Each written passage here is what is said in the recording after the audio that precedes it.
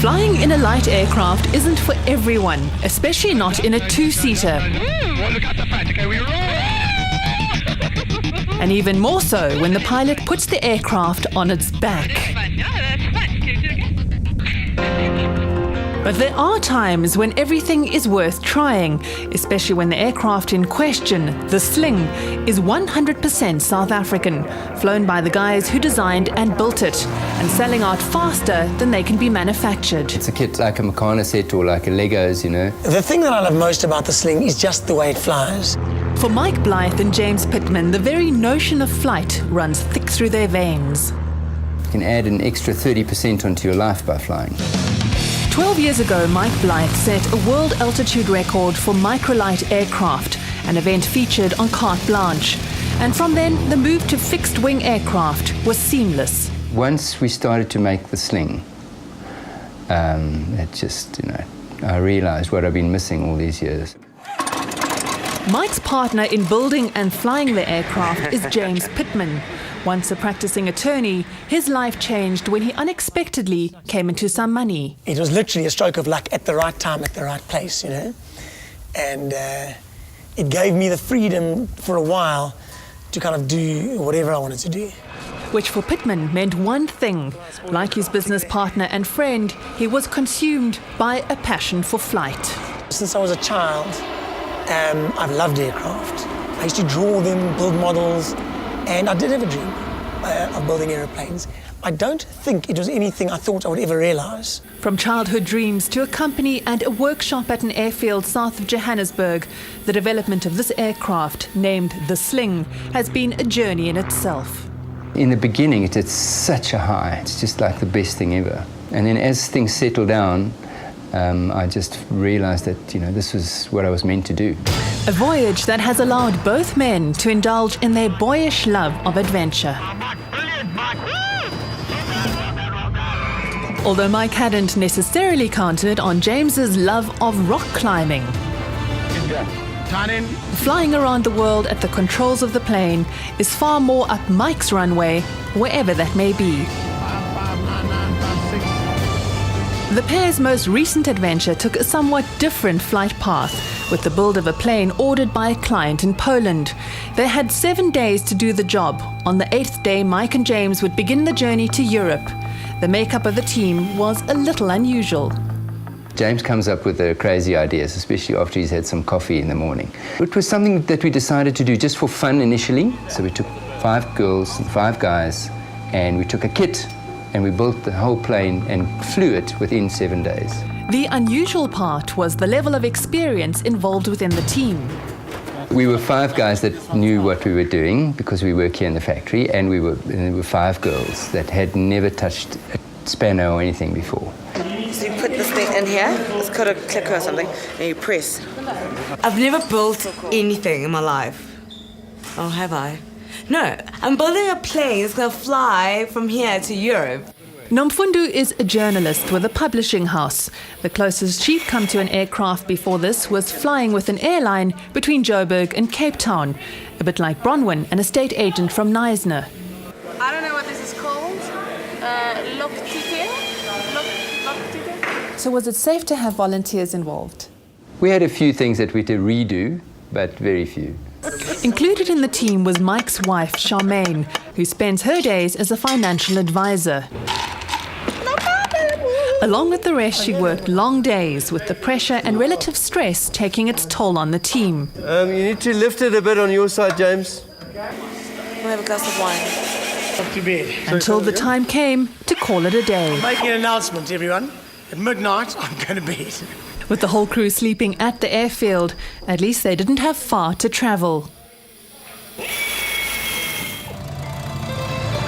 The propellers turning for the first time, and the takeoff was a big moment. But as important to James was demonstrating that building and owning your own aircraft is not the impossible dream most think it to be. The man in the street can buy an aircraft, and he can fly it around the world now. These airplanes are good enough to do that kind of stuff.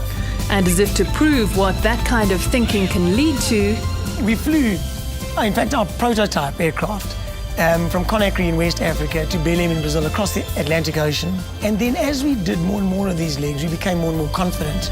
The year was 2009 and it was part of their round-the-world flight in the sling.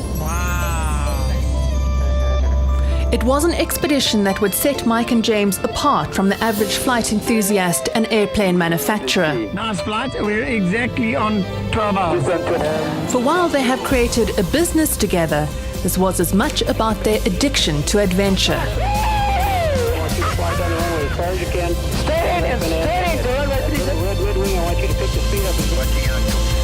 They even made friends in the sky. You guys look really good up there.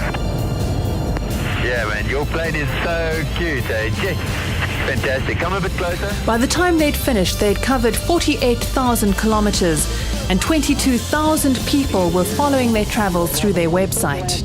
Whenever we landed, we'd do a story and we'd post photographs. And the trip, which was intended to be an adventure really, turned into quite a massive marketing exercise for us, because they had people not only from South Africa but from all over the world following us by the time we got back here. And it resulted in a number of inquiries from all around the world. So we've just arrived at Tedfield Air Park and business is already being done. Signing on the dotted line, this customer was apparently buying the 25th sling to be sold in the past year at quite a bit less than your average luxury car. So you didn't want to buy a car for that money? Not at all. No? This is far more appealing to you. For sure.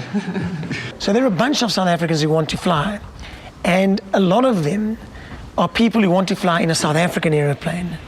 Not only built in South Africa, but designed, developed, and built. But for Mike and James, it goes a lot deeper than sales. What's it like flying an aircraft that you were involved in developing? I do love the fact that I've sanded, riveted, drilled all of these airplanes that I fly. They're created by my own hands. And I feel safe in them because I understand them. As important as the mechanics are in making such a journey a success, is the relationship between the two men.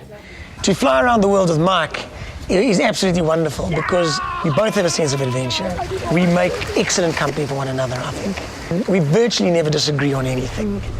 And we are the two people, I suppose, who are the bones of the aircraft. So what do you talk about when you spend 24 hours in a tiny space like this with somebody else? Well, initially we talked a lot about the drills. You know, what would happen if the engine fails? Which is something that Mike's wife Charmaine doesn't even bother thinking about. I'm not a huge worrier by nature, and also because Mike he's incredibly competent. He has so much experience, and of course, you know, one knows the reality, anything can happen, but it's not something that I think about often.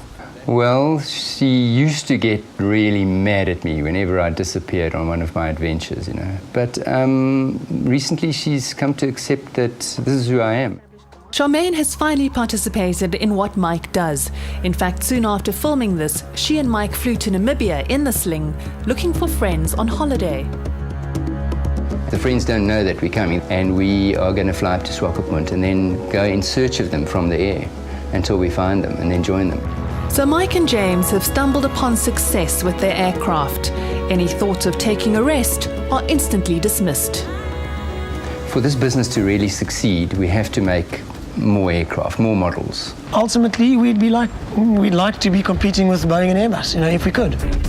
It would sound horribly cheesy to say the sky is the limit, but with their drive and enthusiasm, maybe it is. Apart from being a little bit windswept, that was a lot of fun, and we even did not one, not two, but 3 barrel rolls. She lost count, she was having so much fun. I think we did 5.